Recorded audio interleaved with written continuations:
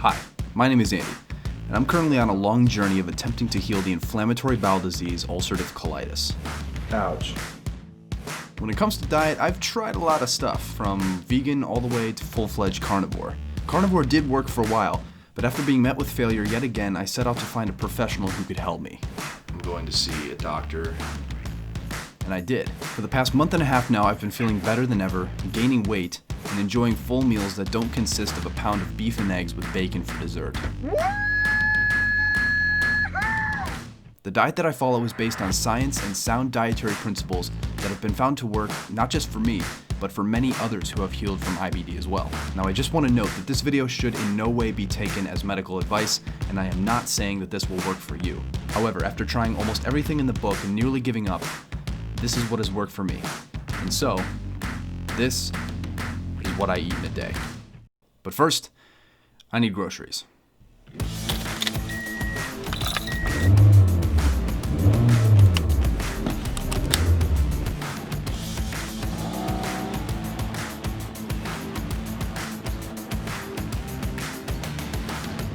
I usually start my week every Monday by going to Whole Foods and getting most of the things that I'll need for the week. All my fruits, my vegetables, my protein, and some snacks too, of course. Avocado oil potato chips are my favorite IBD legal treat. Alright.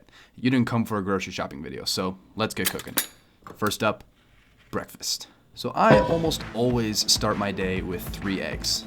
This is due to their high content of things like vitamin B12, vitamin D, vitamin K, as well as trace minerals and antioxidants. We get our eggs from a friend who has hens, so these are about as fresh and cruelty-free as they come. I do want to say, of course, that it would make sense to avoid eggs if you know that you personally have a sensitivity to them, but for me, they're all good. So I eat them every day. Now, to go alongside the eggs, I always fry up some sweet potato. In addition to being a satisfying source of low glycemic carbs, it's an excellent prebiotic that, when skinned, is quite tolerable for those with gut issues, and I eat a ton of them. The last thing to complete my breakfast is a smoothie. A fruit smoothie. 1 banana, some strawberries, blueberries, a little maple syrup, and some purified water, reverse osmosis. Again, very prebiotic rich and all low FODMAP. Now, with every meal of the day, I also take a couple supplements. I take 2 betaine HCl with pepsin with every meal, and 3 spore-based probiotic capsules per day. The HCl is meant to combat my hypochlorhydria, which aids in creating an acidic environment in the stomach to help digest protein and aid in the digestive process. And the spore-based probiotics are more apt to survive said stomach acid to reach the colon where they're needed. Then after that, in the late morning, I pretty much always get a snack. At Whole Foods. Again. Now, I know what you're thinking. Really? Whole Foods? Again? Well, yes, the employees do sometimes look at me weird, but when you have IBD, being out of the house and taking your mind off of things is paramount. And so that's why I've added this snack run into my routine almost daily. It almost always consists of a fruit cup and sometimes more of those amazing potato chips. Now, it's time for lunch. And if there's something you need to know about me, it's that I love Mexican food. Like, a lot. So almost every day I make some kind of rice bowl seasoned with cumin, and this is my favorite variation.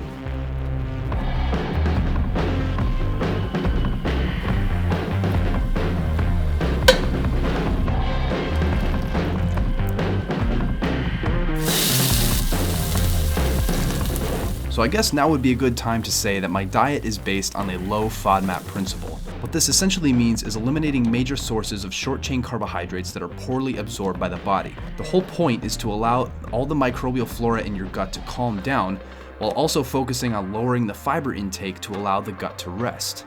So this means eliminating foods like leafy greens, nuts, and seeds, which are pretty much entirely insoluble fiber. But some of the things that are okay from the list are white rice, sauteed bell pepper, and tomatoes, all of which are plant foods that have cemented a place in my diet and are all included in this recipe. Sauteing things like the pepper is important because it softens the fibrous bit of it and makes it easier on the gut to digest. The tomatoes are already soft enough. However, if I was still in a severe flare, I would probably limit the amount of these, as they contain skins which are insoluble fiber. Substituting them for zucchini or potato, both peeled, would be a better idea in that case. Following this logic, I also cook the rice a bit more than usual, again, to make it softer. And this is also accompanied accompanied by the 2 supplements that I mentioned earlier.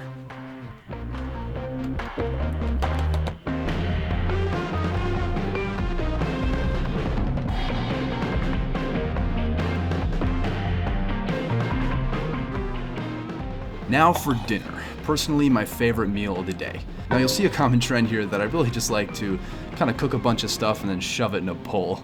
Making another appearance is of course white rice and sweet potato. And this time I'm doing a chicken breast as my protein. Seared on one side with salt and pepper, then in the oven for about 20 minutes at 375.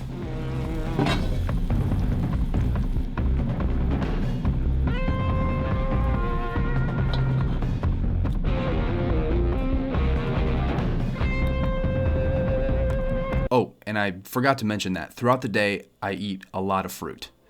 Like, a lot. Following the low FODMAP principle again, things like blueberries, strawberries, and pineapple are my go-tos, and they make great snacks. So, like I said, I've been eating this way for roughly the past 40 days and I've been loving it. My UC symptoms have all but disappeared, and as I learn more about the nuances of the disease, I'm continually fascinated by how everything works together. Again, I am not saying that this diet will work for you. What I am making this video to do is to bring some of these principles to light and show that a healing diet does not have to be bland, generic, and boring. I'm able to eat potato chips, eggs, and smoothies, and I haven't felt this good or this full of hope in a long time. If you're in a flare, I wouldn't necessarily recommend this precise eating plan, as it may be too much too soon. However, let this be a testament to the fact that diet does matter, and it also doesn't have to be lame. I've included a lot of reading material and sources on both the diet and my supplements down in the description below if you're interested, and you can read those and make up your own mind as to whether or not you would like to try something like this. But always make sure to consult with your doctor first before making any dietary changes with an attempt to treat an illness, because that could end up doing more harm than good in your specific case. And I don't want you guys to end up in a worse spot than you already are. So I've come a long way in the last 3 years, and I feel like I may have now found what may finally deliver me from this disease. And I genuinely hope you all find the same success. And so yeah, that's pretty much what I eat today. It's not perfect and it's still pretty restrictive, but I enjoy it, and best of all, it seems to be working. So that's gonna be it really for today's video. If you guys have any questions about the diet or my protocol in general, then always be sure to let me know down below in the comments. I really hope you guys enjoyed this video, and also be sure to DM me on Instagram if you guys have any questions or you just need to talk. I'm always there and I always respond. So yeah, that's about it for this video. Now time for my freezing shower.